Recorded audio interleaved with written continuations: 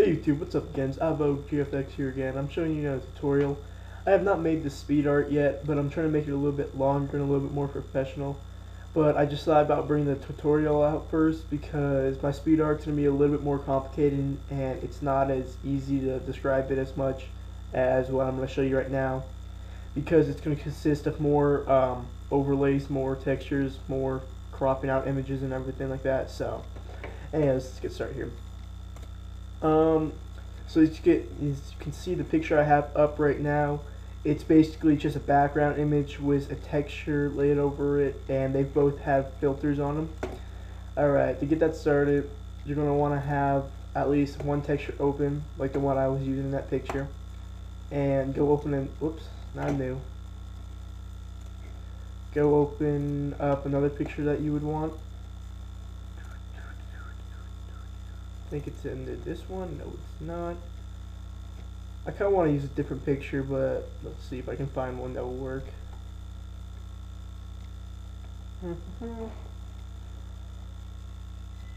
Oh, there goes my phone ringing. I'll just let it ring and ring.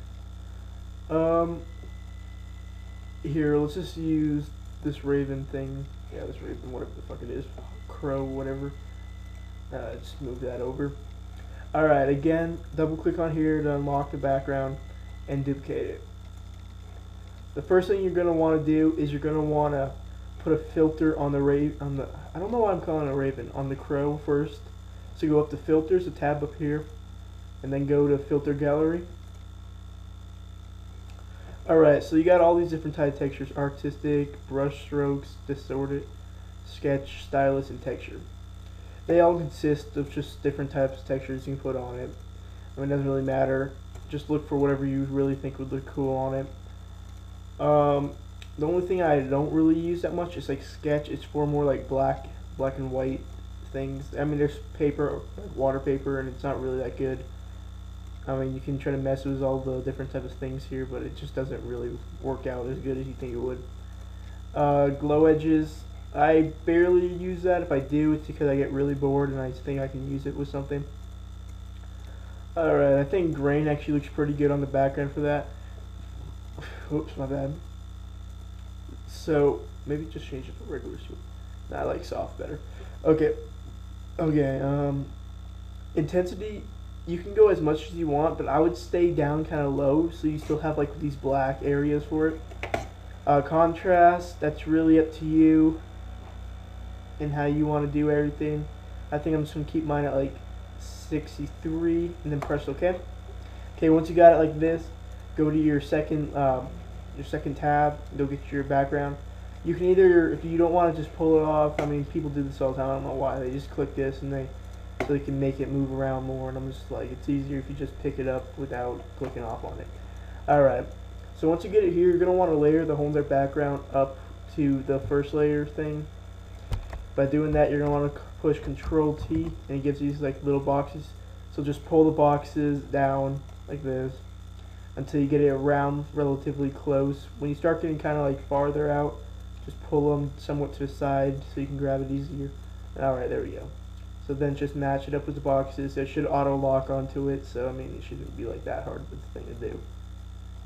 And if it does move out a little bit, I mean, you can just kind of push it back up and it'll get on there. Alright, after you got that, you want to go to the overlay over here on the little layers thing. Go to overlay. I mean, you can test it out as a couple of different things. You can try maybe color burn. Color burn doesn't really work that easily, but you have to find like the best thing for color burn. It's hard to find. For me, I don't know. Just test out as many ones you want. I mean, it can go on forever. I mean, I like that one. I'm not gonna lie, I kind of do. But I'm not really into the whole entire whatever this thing is back here. Screen. That one's not that bad. That's overlay again. Soft light, hard light.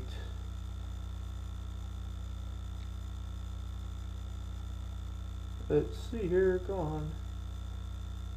I'm not gonna lie, I kind of like that. I'm gonna keep on going though. That's pretty cool too.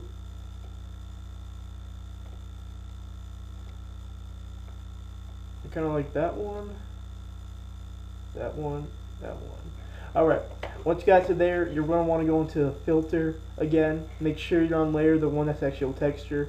And you go to filter gallery again. This is where you can check out any type of filters you might want on this this texture itself. I don't usually pick filters on it, but sometimes I seem to find something that's really cool and I put it on there. Alright, brush detail, you might want to just have a lot of brush detail on it. Shadow density, that sounds about good, 5. And texture, about 2. And once you do that, push OK. And there you go, you got kind of like a nice going little textures all around it. I'm going to try to get that crow a little bit better. So go to filter galleries again.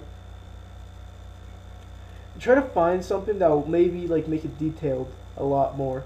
And the best one I can think of is dry brush on artistic. And what you want to do is just, let's see here, dry the brush size, maybe bring it down a notch. The texture, bring it down. Brush detail, maybe up. Yeah, that's the best I can think of. Alright, push OK. I mean, it kind of messes up the whole their object because it's so dark. If it was a little bit lighter, I mean, maybe it would look a little bit better. But I'm going to undo that really quick, and I'm going to go to a liquify. Liquify messes with like the whole entire background itself. Here, let me show you. Alright, you're going to make sure your brush pressure is on 51, your brush density is on 100, and your brush size can be whatever it needs to be for later. Alright, so what you kind of got to do is just kind of just want to pull everything, make sure you don't get the crow or anything. I mean, you can barely see it right now, but all the stuff is pretty much getting like wrapped around, and it kind of just adds a cool effect on it later. You'll see. Oh, there goes. See, sometimes it does that. And if you do pull stuff out like that, just push back up, and it should go back up just finely.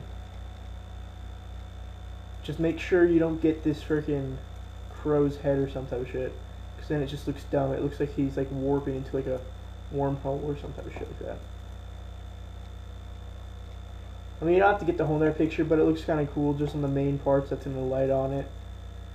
Get out of here. Like, just get the main lights and stuff, like that area. Right here, which is like a very close part to his beak, almost touched his head. Alright, after that, just push OK.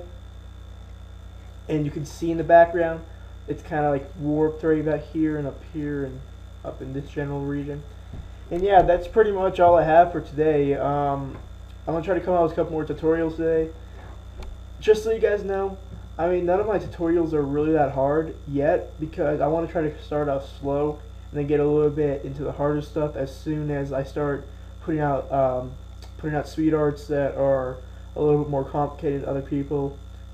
And yeah, so this is just really a big tutorial to help everyone else get a little bit better at Photoshop before they go into another video, and they go into another video and see something a little bit harder that they wouldn't understand how to do.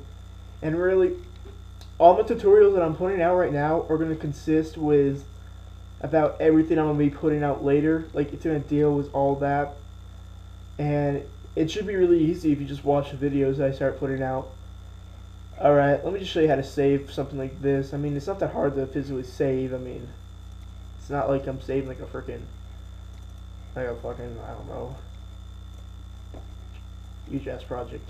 Alright, so what I usually do is I usually save one of these under Photoshop and then another one on JPEG. So just call it Crow at Night, or whatever the hell you want to call it.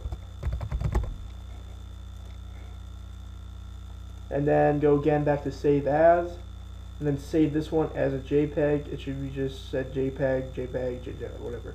Anyways, so once you have one of those, you save it, Crow at Night. When you save it, it's going to have JPEG options. Since it has a little bit more details in it, I would say around 9 to 10. I mean, 10 being my highest, because, oh my god, I just saved that at 11. Hold on. Let me resave this save. Yes, I want to replace it. Yeah, you don't want to do that. You don't want to save that at 11, because it's going to make all this look like poop.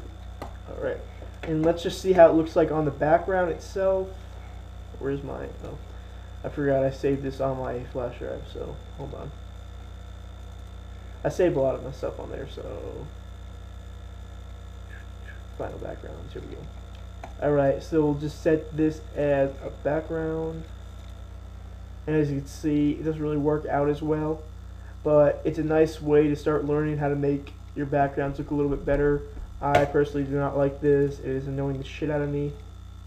So I think I'll just change it to a car of some sort because I am still getting annoyed by this background. I need something a little bit better because that one's a little bit smaller. Oh, let's just save this. Fuck it. So yeah, thank you guys for watching again. Like I said, more speed arts, more tutorials coming out. They're going to get a little bit more difficult, so I mean, right now you're going to think this guy is really dumb, he doesn't know what he's doing.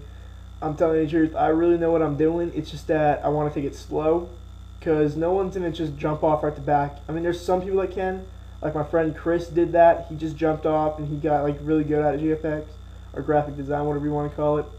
I mean, just some people just can't work at, like, how should I say it? Some people just don't learn as fast as he did. Like me, I didn't learn as fast as I did to him as me. I had to get help from him and whatnot, but right now, just trying to teach some of the people that want to become graphic design artists a little bit better, knowing of how to do it. And yeah, well, thank you guys for watching, and always have a good day. So bye.